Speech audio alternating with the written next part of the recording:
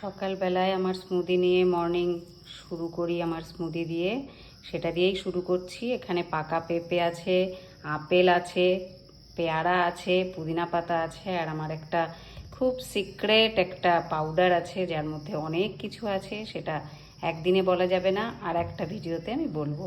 এটা আমি মিক্সিতে দিয়ে পেস্ট করে নেব, তো এটা থেকে একটা স্মুদি তৈরি হবে। সেটা আমার সকালবেলার হেলথ ড্রিঙ্ক, ভালো থাকার জন্য, ডায়াবেটিসের জন্য, সব কিছুর জন্য খুব ভালো একটা ড্রিঙ্কস।